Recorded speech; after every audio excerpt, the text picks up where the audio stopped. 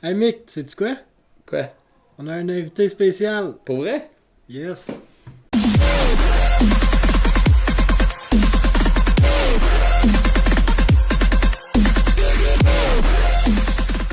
Bienvenue tout le monde, bienvenue au podcast Elle du Haut-Tang. Aujourd'hui, on a un invité spécial qui est Claude Lainé. Oui, monsieur. Oui, monsieur. Fait que Claude, c'est un des bons amis à nous autres, originairement du nord de la Sarre. Oui, monsieur. De la Sarre, mais qui a été pasteur au nord de l'Ontario pendant 17 ans. 17 ans. Puis après ça, il sentait qu'il y avait un appel pour aller au Manitoba. Fait qu'il est au Manitoba maintenant depuis 13 ans. 13 ans. Hey, ça va. Parfait, ça fait Ouais, longtemps. c'est fou, Je hein? me souviens quand on était au camp. Hein. Oui, hein? Me semble on dirait pas que c'est 13 ans dans Non, ma je tête. sais, là. hein, ça a passé tellement Fait que ça vite. passe tellement vite. Mm. Fait que tu nous parler un peu de qui que t'es et ce que tu fais Absolument. dans la vie et tout? Oui, eh bien, je suis marié. Micheline, c'est mon épouse. Ça va faire 30 ans qu'on est mariés. Et puis, j'ai 3 enfants. Valérie, Jean-Marc et Josué. Et le plus jeune a 20 ans. Puis, les autres, ben, sont un peu plus vieux. Josué a 20 ans. Mhm. Et puis c'est ça, je suis pasteur d'une église à Winkler, Manitoba. Ça, c'est à peu près 1 heure au sud de Winnipeg. Ça fait 13 ans que je suis pasteur là. Et puis c'est une église anglophone, mais il y a beaucoup de communautés francophones autour de Winkler. Tu as par exemple Saint-Boniface, qui est une communauté francophone à Winnipeg. Mes enfants ont fait l'université, mes 2 plus vieux ont fait l'université française à Saint-Boniface. Donc, oui, c'est ça. Donc, ça fait cette année 30 ans que je suis pasteur. Et puis, j'étais un bon ami du centre chrétien du Témiscamingue. Ouais. Yeah. Et Ouais. puis, ça me fait plaisir. C'est un plaisir d'être présent avec vous autres. Ouais, Puis, je c'est me souviens fun. quand vous étiez tout jeune. Ouais, ben, c'est le fun, c'est ça fun au fait, bout, hein? ça Bon. fait longtemps qu'on s'était pas vu. Mhm. Ça fait vraiment du bien de se revoir. Ouais, c'est plaisant, absolument. Ouais. Fait que Claude, j'ai une question pour toi. V'là 2 semaines quand on a fait le podcast avec Terry. Terry il disait qu'il avait vécu une expérience intense avec le Père. Puis que c'est ça qui a fait genre que il a su que Dieu était un Père. Mm. Toi, t'étais avec lui. Oui, absolument. Juste savoir un peu comment toi t'as vécu ça Ok. pendant que lui il vivait ça. Genre. Yeah, c'était pas mal spécial parce qu'on était dans le sous-sol, on avait nos épouses avec nous, puis on a décidé de prendre un temps de prière, et puis je pense qu'il y avait un petit temps de louange, mais c'est surtout la prière, on voulait juste se mettre devant le Seigneur, et puis la présence de Dieu est venue sur nous d'une manière personnelle, puis radicale. Pour moi, c'était pas tout à fait la même façon, je pense que pour moi, j'ai découvert plus l'amour du Père après. Ok? Moi, c'était plutôt découvrir la présence de Dieu. Parce que quand j'étais plus jeune, j'avais fait comme une entente avec le Seigneur. J'avais dit, Seigneur, je veux que tu viennes dans ma vie, mais je veux pas te sentir. Ok. J'avais peur. Ok. Ok. J'avais peur de sentir de quoi. J'avais vu mes sœurs ressentir de quoi. Puis ça m'a fait peur un petit peu. So, j'ai dit, Seigneur, viens dans ma vie, mais je veux pas te filer. So là, quand on a expérimenté le move du Saint-Esprit dans nos vies, comme ce soir-là, ben là, j'ai ressenti sa présence, et puis c'était plaisant. Mais je devais venir à une place où que je devais dire, OK, Seigneur, là, je te donne permission de venir me toucher, parce que Seigneur, il impose pas rien. Ben, pour moi, il n'a jamais rien imposé. Il me donne le libre choix. Ben, pour moi, c'était comme ça. Et puis là, j'ai ouvert la porte, puis là, j'ai ressenti comme la vague de son amour, mais pas aussi clair que Terry, tu vois.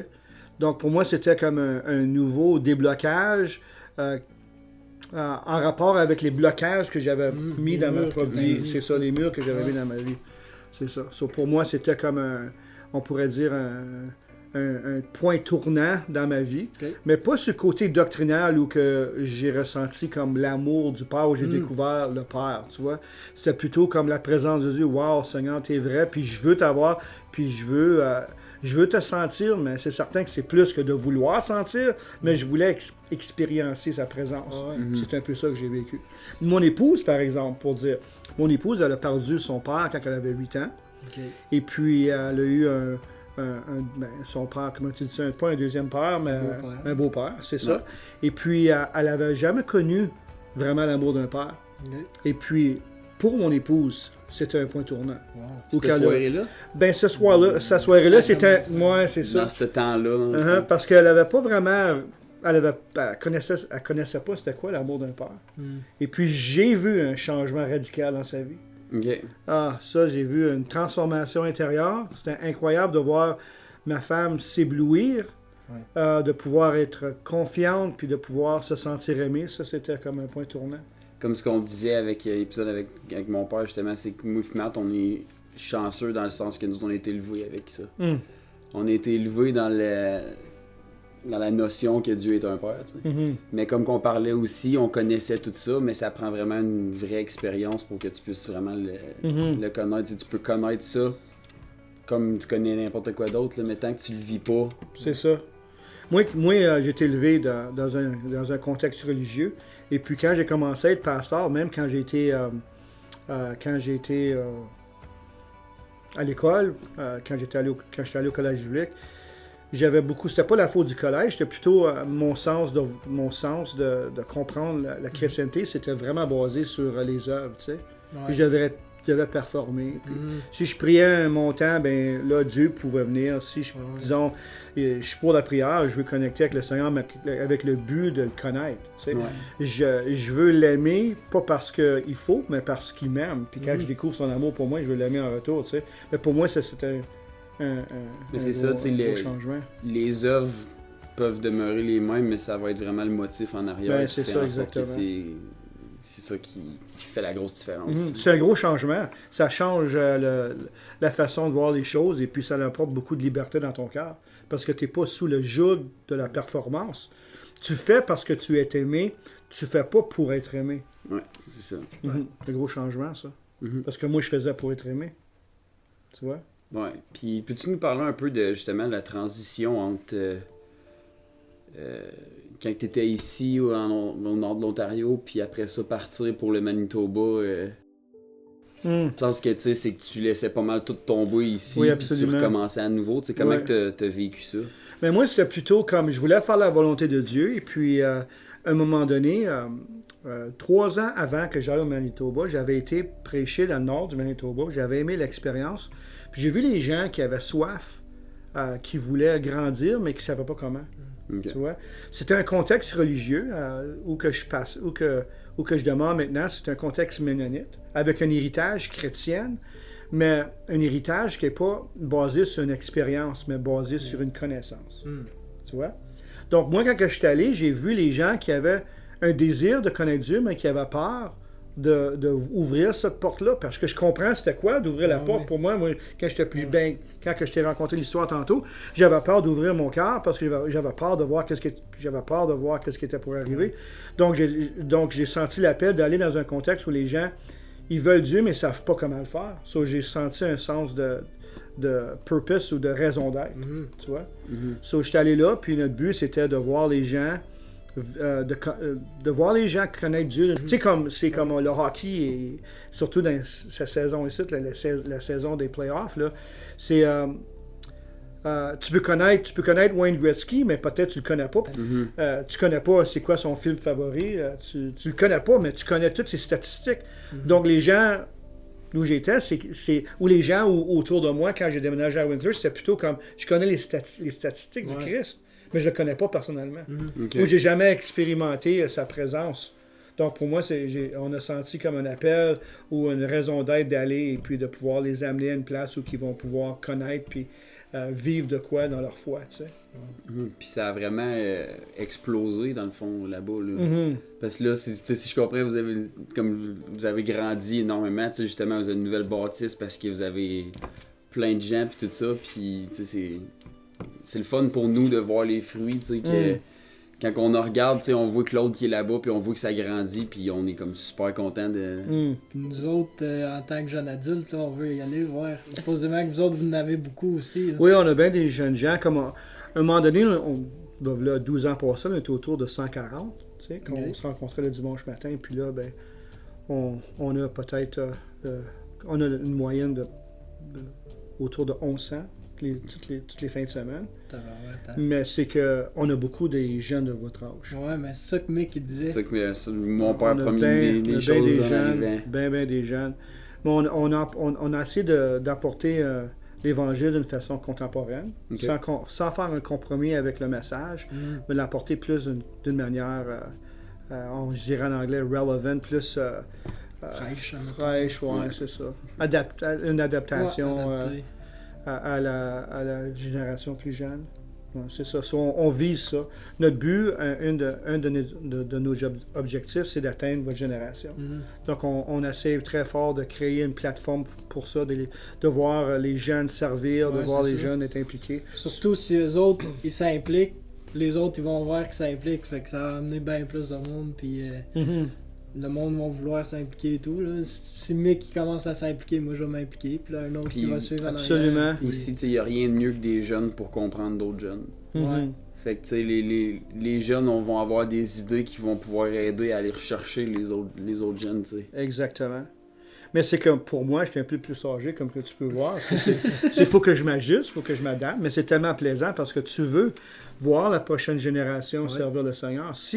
Moi je dis, si tu n'as pas de succès, si tu n'as pas de succession. Le succès, c'est la succession. Donc tu dois investir dans la prochaine génération. Puis je pense que quand les personnes plus âgées saisissent ça, ils réalisent que peut-être je suis plus âgé, mais j'ai quelque chose à donner. Parce que je pense que dans l'Église, il y a un besoin de père puis de mère. Oui. Et puis, on a besoin de pouvoir être là pour la prochaine génération, donner de la place à la prochaine génération. Des fois, ma génération a de la misère à donner de la place. Ouais. Mais il faut qu'on cède la place, mais une manière à céder la place, c'est de les coacher puis marcher avec vous autres. Tu sais. Ouais.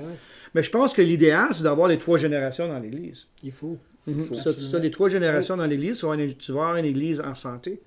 Oui. Donc, mais par exemple, il faut donner de la place à la prochaine génération, c'est bien important. Puis nous autres, les jeunes, c'est aussi ce qu'il faut qu'on apprenne certains jeunes, justement, c'est qu'on a besoin de vous autres pour nous montrer le...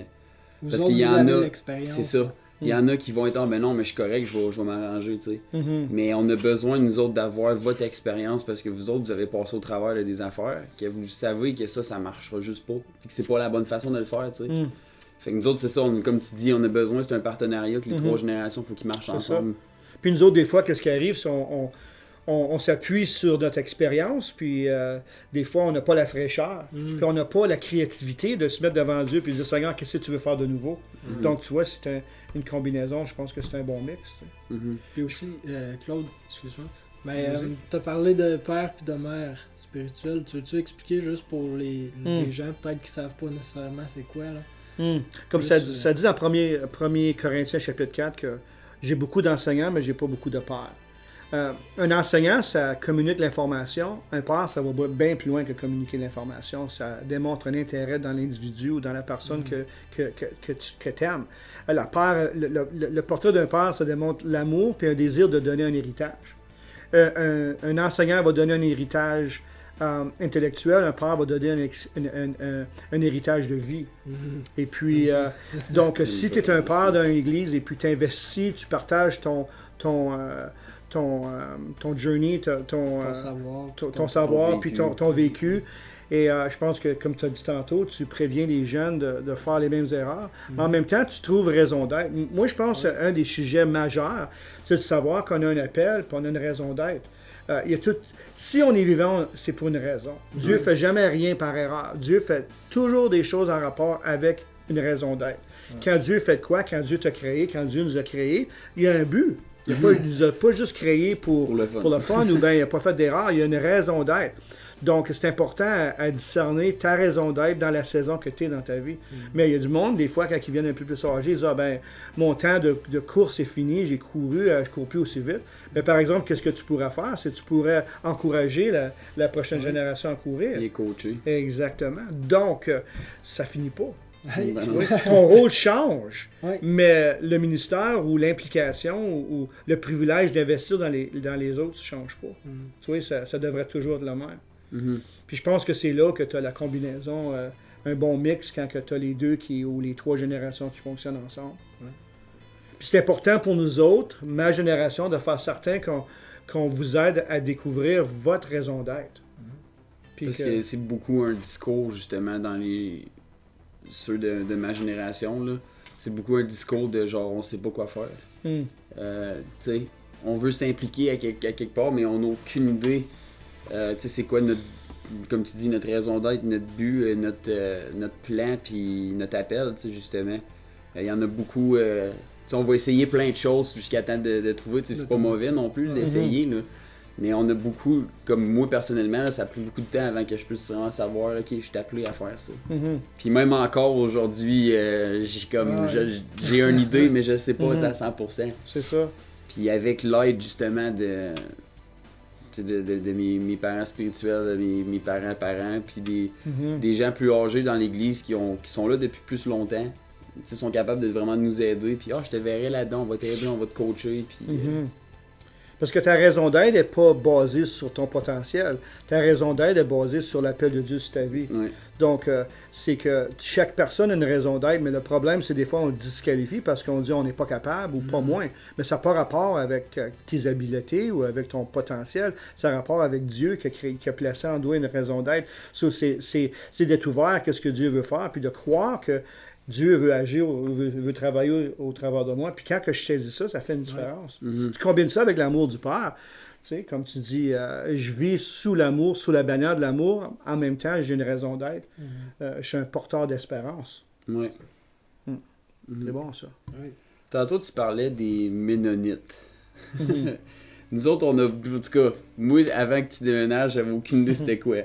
Peux-tu un peu expliquer comme la différence... tu sais, parce que tout est parti d'une église, justement, là... Charismatique. Ouais, c'est ça, charismatique. Et là, tu tombes dans une église ménonite, ça a dû être un... Oui, mais il y a toutes sortes de Ménonites. Hein? Comme Ouais. c'est pareil, comme il y a différents branches charismatiques. Comme les Ménonites, les autres sont originaux. L'origine des Ménonites, ils viennent de l'Ukraine. Et puis, c'est des disciples de Menno Simon. Ça, c'est aussi un disciple de Luther. Et puis, Luther, quand il a décidé de continuer à baptiser les enfants, Menno Simon, il a dit non, moi je crois au baptême par immersion. Okay. Donc, il a parti une branche, et puis ceux qui suivaient Menno Simon sont devenus des Ménonites. Okay. Donc, les Ménonites, c'est comme une communauté. Au début, je pensais que les Ménonites, c'était comme des baptistes ou des Pentecôtes ou un groupement religieux. Non, c'est un peuple. Ils ont leur nourriture, ils ont leur propre culture. C'est vraiment un peuple. Un peuple sans pays. Je savais pas ça.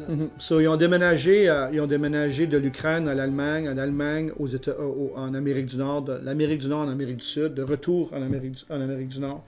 Donc, ils ont leur propre langue, comme ils appellent ça l'allemand Baus. C'est pas l'allemand de l'Allemagne. C'est un mélange d'ukrainien et d'allemand et du russe. Et puis, ils ont leur propre dialecte. C'est comme un peuple. Ok, fait que toi, ça a dû être un choc en arrivant là, ou... Toi, tu le savais-tu, ça? Non, moi, je ne savais pas. Moi, je filais comme j'étais dans une terre de mission. La seule chose qu'il y avait en commun, c'était l'argent canadien. Je pensais que j'étais complètement un autre pays. Le premier déjeuner que j'ai été invité, j'ai été invité à un déjeuner, moi et ma famille, et puis c'était des grosses saucisses de fermier avec une sauce, avec une sorte de patate pour déjeuner. Qu'est-ce que c'est ça? Je pensais que je n'étais pas manger des œufs et du bacon. C'est une grosse saucisse dans de la sauce avec des patates quasiment pilées. Je faisais pour déjeuner à 8h le matin. Mais c'est ça. Mais c'est pas la coutume. J'étais sur chez un couple un peu plus âgé. Okay. Mais après ça, j'ai réalisé que c'était du monde comme nous autres. Mais il y a comme... Ils vont manger des pierogies, ils vont manger... la diète est différente. Ok. Ouais. Donc, pour certains, c'est une adaptation, un ajustement, parce que chaque culture a des lois non écrites. Oui. Et ça, il faut essayer de naviguer là-dedans. Mais qu'est-ce qui est arrivé? J'ai tombé en amour avec eux autres. Tellement du bon monde. C'est du monde qui aime Jésus, puis il y a du monde qui voulait. Ben, il y en a qui aiment Jésus, mais il y en a d'autres qui pensent qu'ils aiment Jésus, mais ils ne savent pas qu'est-ce que c'est. Ok. Tu vois? Ben, une des raisons que tu es encore là après autant d'années, c'est justement parce que tu aimes ça là-bas. Là. Ah oui, c'est à ce temps, c'est chez moi. Ouais. Autant que maintenant, je reviens ici, puis c'est un peu difficile parce que je manque la francophonie. Hein? Ouais, C'est dur, hein? C'est dur. Puis c'est drôle, comme que je parlais avec ton père, j'ai dit, j'étais avec vous autres, je fais l'anglophone, j'étais avec eux autres, je fais le francophone. Je suis perdu, j'étais un mélange, c'est ça, je suis perdu. Mais je suis retrouvé par Jésus. Oui. Wow! Ouais, c'est ça, donc... ouais. Puis c'est-tu des gens, mettons au niveau de l'Église, juste ça doit être aussi différent dans le sens, tu sais. Les autres sont-tu beaucoup ouverts au mouvement de l'esprit et à tout, ou c'est comme un peu plus réserviste, pour pas dire légaliste? Mais c'est plutôt comme je pense que pour moi, qu'est-ce qui a facilité la tâche à pouvoir faire un ministère ou que je pouvais emporter la pleine évangile, c'est de ajuster les mots. Par exemple, je peux parler, quand que je parle de prophétique, c'est quoi ça? Ils ont peur. Mais si je parle d'entendre la voix de Dieu, pas de problème. Okay. C'est la même chose. C'est juste la manière de communiquer. Juste les termes qui... Donc, par exemple, le repos de l'esprit ou ressentir la présence de Dieu, il n'y a pas de problème avec ça. Mais si je dis tomber dans l'esprit, mais là, ils vont capoter. Tu vois? C'est juste le changement de terme, puis apprivoiser les gens à l'expérience au lieu de mettre le focus sur le terme. Mais les gens... La réalité est que les gens ont été créés pour Dieu, puis naturellement, il y a une soif pour Dieu. Donc les gens ont soif de Dieu, juste que des fois, à cause des abus ou des interprétations, des histoires qu'ils ont entendues, ils mettent un mur. Mais si tu es capable de communiquer d'une façon qui ne vont pas les épeurer, puis tu es capable de les attirer, ben c'est comme n'importe qui. Parce que chez nous, moi je dirais que les gens sont ouverts au Saint-Esprit.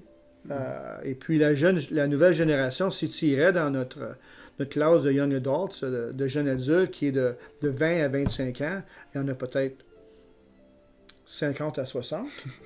Avec 50 à 60, ils vont tous prendre leur journal, puis ils vont écouter ce que le Seigneur il dit. Tu vois? Ils vont avoir des paroles les uns pour les autres, mais le packaging est différent. Mais le contenu est le même. Tu vois? Les résultats est le même, mais le packaging est différent. Tu vois? Juste ça, je pense que le focus était le packaging. Mon but, c'était d'atteindre les autres. Au moins, qu'est-ce que je devais faire attention? C'est pas d'arriver avec ma post-culture, ma culture antérieure. Je devais dire, Seigneur, comment tu veux faire ça ici de la façon que toi, tu veux le faire? Et puis être sensible à ça. Puis je trouve que ça a bien marché, mais il y avait un besoin d'être progressif. On devait être patient. Je ne peux pas arriver là, du jour au lendemain et dire boum. Il fallait que je marche avec les gens. Mais eux autres devaient bâtir une confiance en moi. Puis c'est ça, la confiance avait besoin d'être établie. Ils devaient voir que mon cœur était à la bonne place, que je n'avais pas un agenda. Mon agenda, c'était de les aimer. Donc, si je les aime puis je veux leur mieux, ils vont catcher ça. Donc, c'est vraiment le fun. Pour moi, qu'est-ce que j'aime, c'est le défi et l'expérience. Tu vois, je trouve raison d'être. C'est un méchant défi là-bas. C'est vraiment plaisant. Mais là, on est rendu une place où c'est vraiment le fun. Parce que notre culture est établie. On sait qu'est-ce qu'on veut. On est ouvert. Et puis, l'étape prochaine, c'est de pouvoir atteindre le plus de gens possible. Parce que qu'est-ce qui arrive, vu que c'est considéré comme le Bible Belt, il y a bien des fils prodigues puis des filles prodigues qui ont entendu l'Évangile puis qui ont été déçus par l'Église. C'est un peu différent d'ici. Les gens, ils ont peur d'aller à l'Église parce que de leur expérience. Mais si tu amènes un message qui est contemporain puis qui est plein d'amour, comme on va dire, un message de l'amour du Père, là, et puis de vivre une vie avec une raison d'être, ben, je pense que ça l'accroche. C'est ça. Mais comme tu dis, tout le monde a une soif de Dieu, veut pas à l'intérieur. Tout le monde a un vide à combler. Juste Dieu peut remplir. Exactement ça. Fait que, tu sais, quand tu réussis à combler ça avec la présence de Dieu, avec l'amour du Père puis tout ça, tu restes accroché, peu importe. C'est ça. Quand tu vis une expérience, là, puis que tu le réalises vraiment, c'est juste incroyable, ça change une vie. C'est ça. Puis qu'est-ce que je veux vous encourager, c'est que pour moi, quand j'étais allé là, j'étais un francophone, je suis pas ménonite. Mais à cause que j'ai décidé de dire, Seigneur, faites quoi avec moi, là? Il peut faire n'importe quoi. Tu vois? Moi, j'ai trouvé raison d'être, mais qu'est-ce qui m'encourage, c'est que je sais mes habiletés, puis je sais mes limites, puis je sais que je peux pas rien faire. Tu vois? Mais par exemple, pour vos vies, Dieu a une raison d'être aussi. Dieu veut agir au travers de vous autres.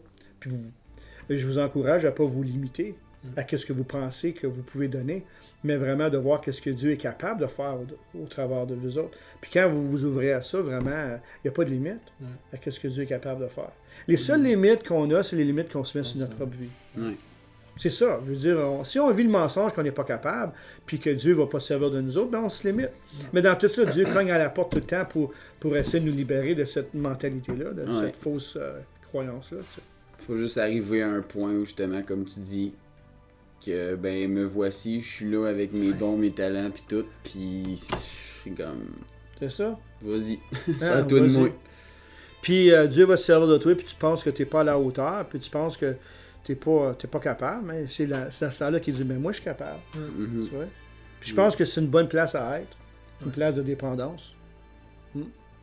Moi, je crois des fois, le Seigneur se sert de toi dans des places. Tu sais, tu peux aller selon tes dons, puis ça, c'est excellent. Mais je crois que le Seigneur t'amène des fois à des places où que tu n'as pas le don, puis tu n'as pas l'habileté. Tu n'as pas le choix de faire comme... T'as pas le choix Aide-moi! de faire C'est ça, exactement. C'est ça. Exactement. Et puis ça, c'est super quand tu vois Dieu faire ça, parce que tu réalises que c'est pas toi, là. Non. Tu sais? Puis tu peux pas dire, hey, I'm the man. Tu peux pas dire ça. Mais c'est ça, tant que t'es capable tout seul, tu vois pas le besoin de... Non. Tu sais. Non, parce que tu es capable tout seul. Ben, c'est ça. C'est ça. Ouais. C'est ça qui est le fun d'une certaine façon. Puis je pense que tu viens addicté à ça. Parce que tu dis, hey, Seigneur, tu es capable de faire ça? Ok, cool. Quoi d'autre tu veux faire? Ouais. Là, tu marches un peu plus loin ces autres, tu sais. Ouais. Parce que tu crois que, hey, ça a marché une fois, ben ta foi, elle augmente, hein? Ouais. Ben oui. C'est ça, c'est le fun, ça. C'est super. Mm-hmm. C'est bon, ça. Je pense que ça peut être bon pour... tu peux closer. Fait que merci beaucoup, Claude. C'est vraiment le fun. Puis t'as amené vraiment des points qui vont aider les gens à grandir chez eux. Puis nous autres et tout. Tu nous as vraiment encouragés. Puis c'est vraiment le fun. Moi, là, je suis tellement béni de voir des jeunes hommes comme nous autres faire ça, puis aimer Jésus, là. Pour moi, là, c'est capotant. Tellement excité, puis que le Seigneur vous bénisse, puis je prie que vous ayez du super succès avec ça. C'est cool. Merci. Soyez bénis. On va juste finir en prière. Bonne idée, ça. Tu veux-tu prier? Ah oui. Alléluia, Seigneur. Seigneur, on te dit merci, on te glorifie, on élève ton nom parce que tu es tellement bon. Puis on avoue que où qu'on serait sans toi, Seigneur. On veut que tu nous diriges, on veut que tu viennes encore plus vivant dans nos cœurs. On veut te poursuivre, on veut marcher avec toi. On sait que qu'est-ce que tu as pour nous, c'est super bon. Puis Seigneur, pardonne-nous quand on regarde à droite puis à gauche, puis on pense que les autres choses vont remplir le vide. Mais on réalise que c'est juste toi qui remplis le vide, Seigneur. Puis on vient devant toi, puis on te demande de nous remplir de ton esprit, puis qu'on puisse expérimenter ton amour, l'amour du Papa Céleste, qui nous transforme, qui nous change, puis qui nous montre comment on est aimé. Seigneur, on te dit merci que tu nous acceptes et que tu as les bras grands ouverts pour nous, puis on veut courir dans tes bras. Puis Seigneur, ma prière, c'est chaque personne qui écoute ça, qui puisse courir dans tes bras, qui puisse réaliser que tes bras sont ouverts, puis qu'ils ne se gênent pas, peu importe où ils sont dans leur vie, tes bras sont tout le temps ouverts. On te dit merci, Père, pour ça. Si on te rend grâce, on te bénit. Dans le nom de Jésus. Amen. Amen. Et merci beaucoup, Claude. Merci tout le monde d'avoir été là pour l'épisode. On va se revoir à la prochaine épisode. Encore une fois, abonnez-vous, suivez-nous sur Facebook pour voir les nouvelles. Laissez-nous des commentaires. Si vous avez des questions pour Claude, on va lui faire parvenir puis on va pouvoir vous répondre après. Fait qu'on se voit à la prochaine épisode. Salut tout le monde! Salut!